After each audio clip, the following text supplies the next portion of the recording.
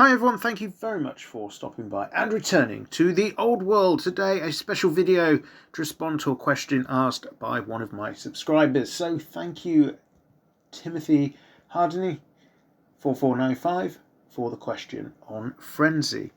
The question I've been asked is, I've seen a few people grumbling that frenzied units don't get a chance to restrain and not charge. So are going to be led on a merry dance around the battlefield. What do you think? I've got 3 points I think I would like to make in relation to Frenzy. The first point is that we need to be a little bit careful around the assumptions that we're making. Not just with Frenzy, but with all the rules described in the Old World Almanacs. And it is specifically stated in the most recent almanac, the Psychology and Morale one, that they are merely touching on Frenzy. So we haven't got the full rule. However, in touching on it, they say that if a unit with Frenzy has the opportunity to charge, it must always do so. So whilst there may be parts of this mechanic that we're unaware of, and there is a restraint mechanic in there somewhere, for the purposes of this video, I will continue on the basis that there is no restraint mechanic and that Frenzy units will always be charging.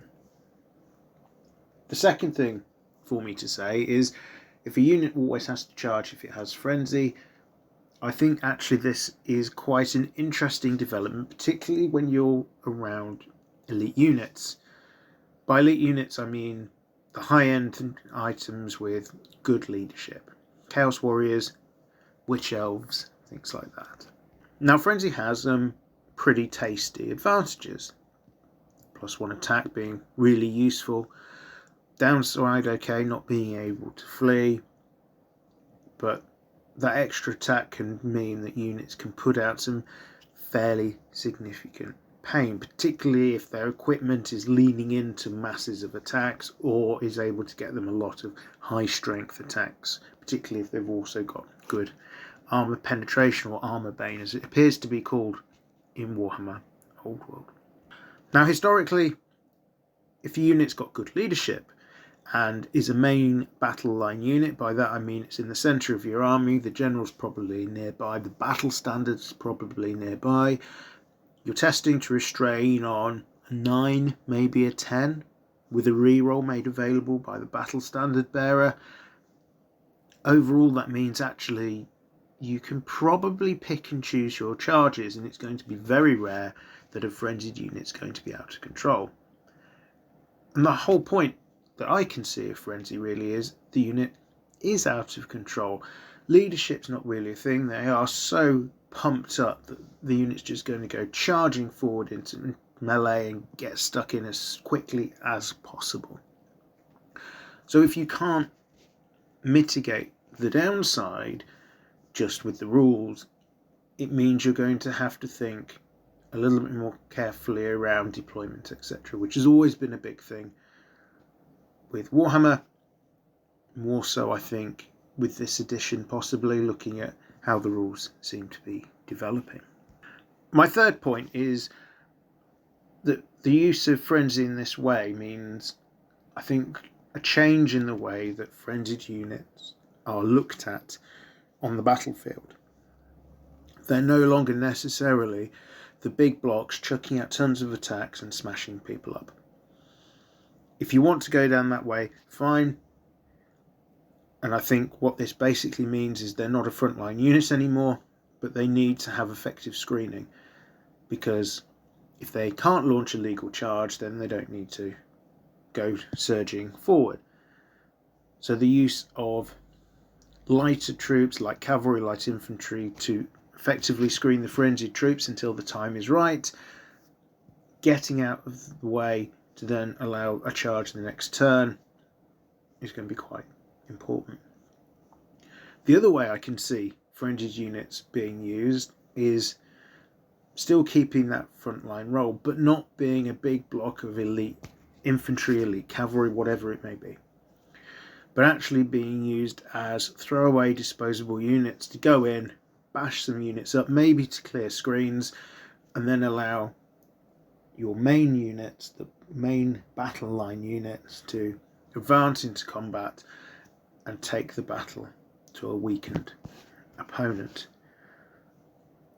I'm kind of minded in this to think around the traditional use of scythe chariots. I don't mean in a Warhammer setting. I'm thinking things like the Persian scythe chariots, which would just be launched at enemy units. They disrupt them, they break up the ranks, they cut a bunch of people down, they affect the mindset of their victims, and then the regular infantry engage. And your infantry are formed up, they're in good order, and they're taking on a disrupted enemy, increasing their chances of success. And with this in mind, it kind of blends into a view I've got increasingly around Warhammer the Old World, that there definitely seems to be inspiration from historical war games. And I know I've seen some comments in the past around this is fantasy, not historical, but I do think that the game seems to be influenced by that, as so many of the early Warhammer iterations were. We're seeing the different types of infantry. We've got open order and closed order ranks. This suggests to me that we're not going to be seeing linear ranks of troops, basically one big row of things, but we're going to be needing to deploy a little bit more in depth.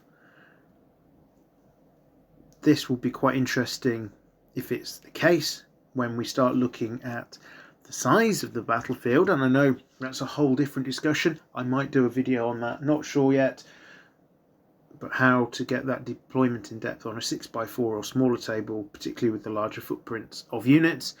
That's going to be interesting. Anyway, they are my 3 key elements on Frenzy.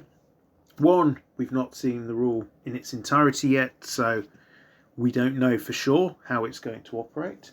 Secondly, I think it balances the elite units that could effectively ignore most of the negatives, the main negative being always having to charge. And thirdly, I think it plays into, we're going to just have to think a bit more carefully around how we use frenzied units, and that maybe we're taking them away from being a main battle line unit to being that go in, do as much damage as they can, and clear the way for the main line to engage. There's my thoughts on the topic. If you've enjoyed this video and others like it, do consider subscribing. It is the best way of helping the channel, along with your viewing time, really. All that remains for me to say is, once again, thank you very much for listening. I am Return to the Old World. Have a great day.